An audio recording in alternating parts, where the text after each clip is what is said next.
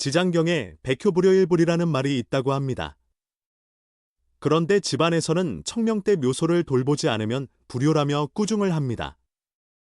이런 상황이 도대체 어떻게 된 일일까요? 이런 고민을 안고 어느 젊은 제가자가 법당 앞에 서 있었습니다. 얼굴에는 근심이 가득했고 눈에는 의문이 어린 채로 말이죠. 사실 이 문제는 많은 불자를 비롯해 전통과 신앙 사이에서 갈등하는 이들이 공통으로 겪는 것이기도 합니다. 중국 전통문화에서는 100가지 선행 중 효도가 으뜸이라는 말이 흔들리지 않는 진리처럼 전해져 내려옵니다. 그렇다면 불자의 입장에서 효도의 참뜻은 과연 무엇일까요? 새 속에서 말하듯 때맞춰 묘소에 가서 향을 피워야만 진정한 효도일까요? 신앙과 전통 사이에 정말로 어찌할 수 없는 충돌이 있는 걸까요? 이 이야기는 지난 세기 1970년대 대만 신주 어메이 지역에서 실제로 일어난 일입니다. 그곳에 살던 어느 젊은 제가자가 있었습니다. 그는 얼마 전에 불문에 귀의했고 불법에 대한 깊은 경외심과 믿음을 갖고 있었습니다. 하지만 그 믿음 때문에 집안 어른들과 갈등이 생겼습니다. 특히 바로 전에 있었던 청명절 때 그가 사찰에서 열리는 법회에 참석하느라 제때 집에 돌아가 묘소를 돌보지 못했던 일이 커다란 문제로 번진 것입니다. 어른들은 너는 불법을 배운 뒤로 기본적인 효도조차 저버렸다라며 몹시 화를 냈습니다. 요즘 젊은이들은 뭘 중요하게 여겨야 하는지 도통 모른다는 꾸중이 그의 가슴에 날카롭게 꽂혔습니다. 한편으로는 전통 관습을 중시하는 어른들의 마음을 이해하면서도 다른 한편으로는 불법의 소중함을 알기에 쉽게 포기할 수 없었던 그는 괴로움에 밤낮 없이 갈등했습니다. 과연 내가 불문에 들어온 선택이 잘못이었나? 하는 의문까지 들기 시작했지요. 어느 맑은 아침, 햇살이 사찰 돌계단 위로 포근하게 내려앉았을 때 덕이 높기로 소문난 광측 노스님께서 그 돌계단에서 햇빛을 쬐고 계셨습니다. 연세가 많으심에도 정신은 또렷하시고 세속을 훌쩍 넘어선 듯한 지혜가 눈빛의 어린 분이었습니다. 젊은 제가자는 서둘러 다가가 공손히 예를 올렸습니다. 그리고는 마음을 다잡아 자신의 고민과 괴로움을 있는 그대로 털어놓았습니다. 청명 당일에 집에 가서 묘소를 돌보지 않으면 정말로 효도를 다하지 않는 것일까요? 불자로서 법회도 놓치고 싶지 않은데 어떻게 해야 둘 다를 지킬 수 있을지 모르겠습니다. 젊은 제가자의 목소리는 떨리고 있었습니다. 광측 노스님은 그의 말을 조용히 들은 뒤 잠시 눈을 감은 채 생각에 잠겼습니다. 햇살이 주름진 얼굴 위에서 부드럽게 흔들리며 아늑한 빛을 더했습니다. 잠깐 후 노스님은 맑은 눈빛으로 그를 바라보며 물었습니다. 자네는 왜 묘소에 가지 않으면 불효라고 생각하는가? 뜻밖의 질문이었습니다. 젊은 제가자는 순간 대답을 잃었지만 곧 집안에서 대대로 해오던 전통이니까요. 조상을 잊지 않고 공경하기 위한 것이라 배워왔습니다. 하고 대답했습니다. 그렇다면 잘 생각해보게. 만약 누군가가 평소에 부모를 전혀 돌보지 않고 자주 무시하거나 학대까지 했다고 치세. 그러면서도 청명절 같은 날만 되면 요란하게 묘소를 돌보고 겉으로는 효자인 척한다면 그게 진정한 효도일까? 절대 아니지요. 그건 밖으로 보이기 위한 거짓 행동일 뿐입니다. 그렇다면 노스님은 한층 더 부드러운 음성으로 이어 말했습니다. 평소에 부모를 정성껏 모시고 살뜰히 챙겨드리며 어떤 상황에서도 부모를 존중하는 사람이 있다고 하세. 그런데 가끔 특별한 이유, 예를 들면 법회 참석 같은 사유로 청명 당일에 묘소에 가지 못한다고 해서 그 사람이 불효자가 될까? 젊은 제가자는 잠시 생각에 잠겼습니다. 확실히 묘소에 갔느냐 가지 않았느냐만으로 효도를 재단할 수 없다는 뜻이 떠올랐습니다. 그렇지만 곧 어른들께서는 뭐라 하실까요? 그래도 의례상 해야 할 예법은 지켜야 한다고 하실 것 같은데요. 하고 여전히 의문을 드러냈습니다. 그러자 광측 노스님은 살짝 웃으며 이야기를 꺼냈습니다. 옛날에 한 부자는 해마다 청명절이 되면 사람을 고용해 부모 묘소를 돌보게 했네? 그는 바쁘게 재산을 불리는 데에만 신경 썼지. 제사상은 호화롭고 제사 절차는 화려했을지 몰라도 부모가 살아 계실 적에는 생활비조차 제대로 보내지 않았던 게야.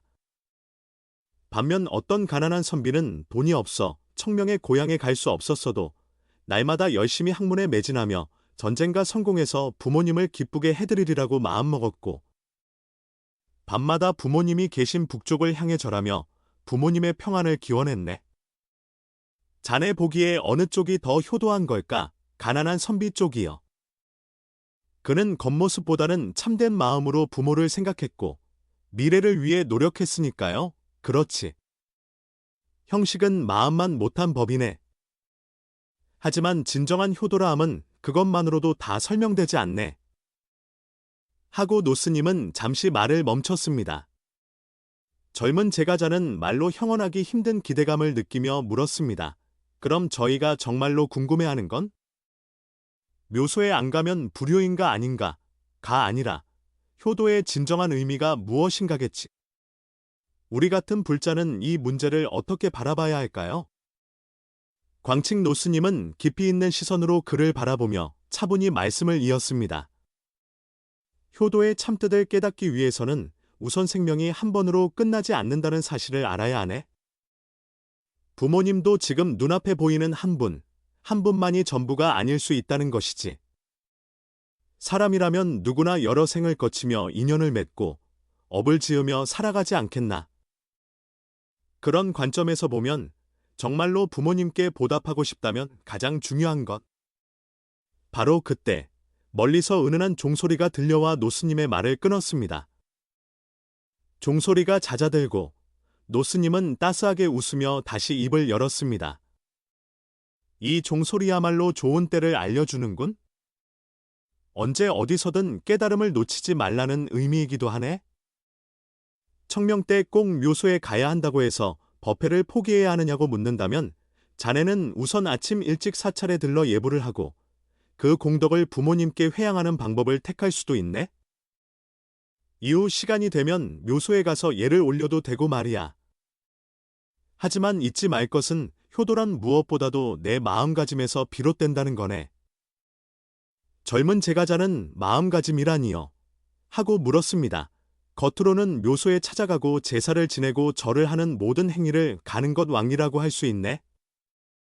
하지만 그보다 더 중요한 것은 마음이 머무는 것주, 다시 말해 어떤 마음으로 살아가느냐 하는 부분이네. 내 마음이 언제나 바른 길에 머무르고 선행을 쌓는다면 그 공덕은 살아계시든 이미 돌아가셨든 부모님께 전해질 것이네. 그러나 겉모습으로만 모든 예법을 다 지켜도 마음이 산란하고 삿된 데가 있다면 무슨 소용이 있겠는가. 노스님의 마른 막힌 가슴을 촉촉이 적시는 담비 같았습니다. 이어서 노스님은 부처님 당시 목련존자의 이야기를 들려주었습니다. 목련존자가 뛰어난 신통력을 가지고도 지옥에 떨어진 어머니를 혼자서 건져 올리지 못해 애를 태우던 일. 결국 대중의 힘과 공덕을 모아 우람분재를 베풀어 어머니를 구제했다는 그 유명한 예화 말이지요. 이 일은 우리에게 부모님을 구제하는 데에는 일시적인 예법이나 행위만으로는 부족하고 깊고 지속적인 공덕과 지혜가 필요하다는 걸 보여주네.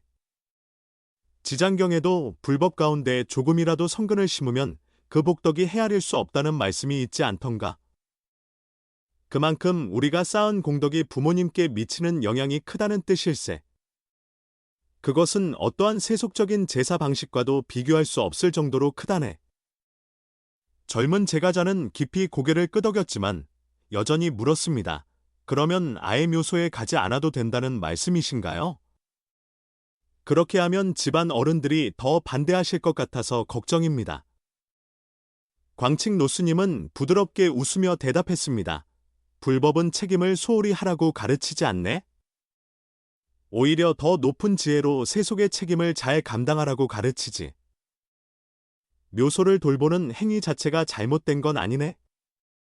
중요한 건 그것에만 매달려서 진짜로 부모님께 도움이 되는 길을 놓쳐서는 안 된다는 게지. 시간과 형편이 된다면 집안의 예법을 따라 묘소에 가서 예를 올리는 것도 좋네. 하지만 그보다 먼저 자네가 지극한 마음으로 예불을 올리고 기도하며 쌓은 공덕을 부모님께 회양한다면 그게야말로 부모님께 훨씬 더 큰 이익이 되지 않겠나. 불법의 눈으로 보았을 때 가장 중요한 건 부모님의 마음이 참된 평안을 얻고 생사윤회의 고통에서 벗어나는 일이네. 또 이어지는 말씀에 따르면 불경에서는 모든 중생을 보살피는 것도 중요하지만 부모 공경은 그 무엇과도 비교할 수 없이 소중하다고 말합니다. 하지만 그 공경을 단순히 물질적 봉양이나 예법으로만 그치지 않고 부모님을 지혜롭게 안내하는 것으로 보아야 합니다. 내가 진정으로 부처님 가르침대로 몸소 실천의 부모를 감화시키고 그분들이 함께 불법을 향해 나아갈 수 있게 돕는 것이야말로 큰 효도라는 뜻입니다. 젊은 제가자는 이 말을 듣고서야 비로소 가슴이 뻥 뚫리는 듯했습니다. 노스님의 가르침은 단순히 이번 청명절에 집에 가느냐 마느냐를 넘어서 장기적으로 어떻게 부모님께 참된 이익을 드릴 것인가를 깨닫게 한 것이었습니다. 노스님은 불교가 세속의 효도를 부정하는 게 아니다라며 다시 한번 강조했습니다. 오히려 불교는 그 효를 더 높이 끌어올려 단순히 부모님의 현세, 삶만 편안하게 해드리는 게 아니라 내세와 궁극적 해탈까지 돕는 대효도의 길을 제시한다는 것입니다. 만약 내가 지혜와 자비로 부모를 대하고 언행으로 그 가르침을 보여준다면 부모도 언젠가는 불법을 이해하고 함께할 마음이 생길 수 있다는 것이지요. 부모님이 현세에 편안하고 즐거우시도록 물심양면 돕는 것도 매우 중요하네. 하지만 더욱 근본적인 도움은 생사윤회의 고통에서 벗어날 수 있도록 인도하는 것일세. 그게 참된 효도의 완성이네. 젊은 제가자는 스님, 이제 알겠습니다. 불법을 배워서 효를 소홀히 하는 게 아니라 오히려 더 뛰어난 방법으로 부모님께 보온하려고 하는 것임을요 하고 깊은 감사를 표했습니다. 그렇지. 불법은 결코 전통적 효도와 충돌하는 길이 아니네. 오히려 그 효심을 더욱 넓고 깊게 만들어주지. 부모님께서도 처음에는 이해하지 못하실 수 있지만 시간이 지나면 자네가 더 따뜻하고 배려 깊어지는 걸 보며 마음을 열지도 모르네. 전통과 신앙은 양립 불가능한 것이 아니라 더 높은 차원에서 조화를 이룰 수 있는 것이거든. 그리고 노스님은 마지막으로 이렇게 덧붙였습니다. 마음을 내는 그 한 생각이 온 우주에 닿는다네. 효도란 날마다 실천해야 할 수행이네. 부모님께서 살아계시든 아니든 혹은 이 세상을 떠나 다른 차원에 계시든 내가 정성스럽게 쌓은 선행과 자비가 부모님께 전해지는 건 막을 수가 없네. 자네가 부처님 가르침을 따라 진실하고 바른 마음으로 살면 그 자체가 부모님을 향한 가장 큰 효도지. 젊은 제가자는 이 말씀을 듣고 한결 홀가분한 마음으로 집으로 돌아갔습니다. 그리고 정중한 태도로 집안 어른들께 새롭게 깨달은 효도의 의미를 전하며 이해를 구했습니다. 처음에는 쉽게 받아들이기 힘들어하던 가족들도 시간이 흐르자 점차 그의 달라진 모습에서 진심 어린 효심을 느끼게 되었고 마음을 열기 시작했습니다. 훗날 부모님 또한 그를 통해 불법을 접하고 서서히 마음의 안정을 찾아가게 되었지요. 이 실화는 전통과 신앙 사이에서 갈등하는 많은 사람들에게 큰 울림을 주었습니다. 효도가 꼭 묘소에 가는 형식적인 예법을 지키느냐 마느냐로 가늠되는 게 아니라 더 깊은 마음의 지향과 공덕 실천에 달려있음을 일깨워 주었기 때문입니다.